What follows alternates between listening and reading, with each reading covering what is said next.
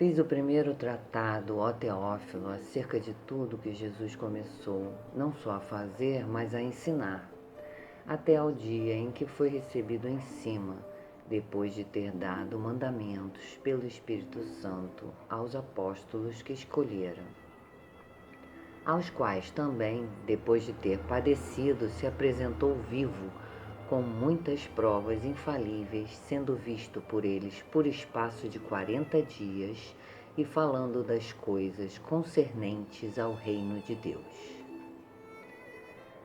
E, estando com eles, determinou-lhes que não se ausentassem de Jerusalém, mas que esperassem a promessa do Pai, que, disse ele, de mim ouvistes.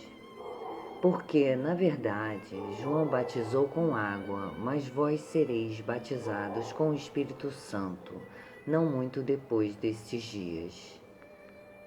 Aqueles, pois, que se haviam reunido, perguntaram-lhe, dizendo: Senhor, restaurarás tu neste tempo o reino a Israel?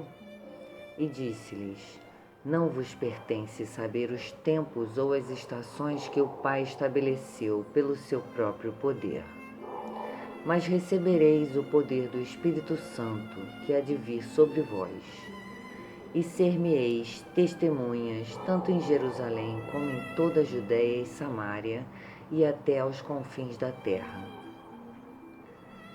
E, quando dizia isto, vendo eles, foi elevado às alturas, e uma nuvem o recebeu, ocultando-o a seus olhos. E, estando com os olhos fitos no céu, enquanto ele subia, eis que junto deles se puseram 2 homens vestidos de branco, os quais lhes disseram: Homens galileus, por que estáis olhando para o céu? Esse Jesus, que dentre vós foi recebido em cima do céu, há de vir assim como para o céu o vistes ir. Então voltaram para Jerusalém, do monte chamado das Oliveiras, o qual está perto de Jerusalém, à distância do caminho de um sábado. E entrando, subiram ao cenáculo, onde habitavam Pedro e Tiago, João e André, Filipe e Tomé, Bartolomeu e Mateus, Tiago, filho de Alfeu, Simão, o Zelote, e Judas, irmão de Tiago. Todos esses perseveravam unanimemente em oração e súplicas com as mulheres e Maria, mãe de Jesus, e com os seus irmãos.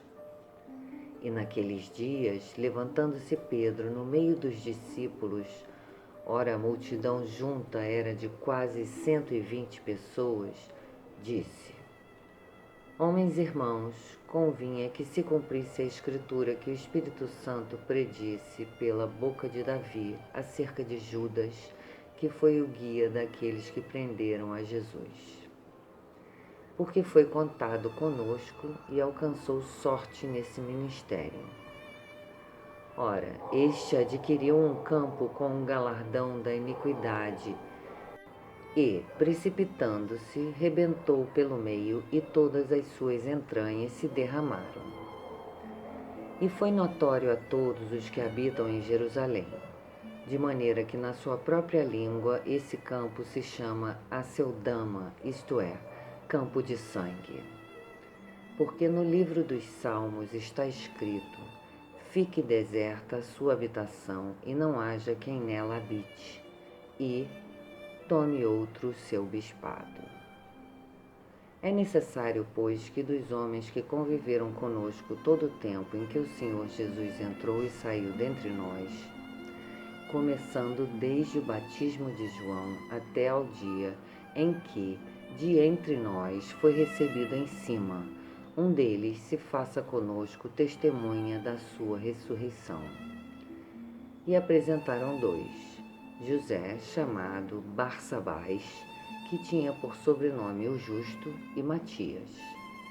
E orando disseram: Tu, Senhor, conhecedor dos corações de todos, mostra qual destes 2 tens escolhido, para que tome parte nesse ministério e apostolado de que Judas se desviou para ir para o seu próprio lugar.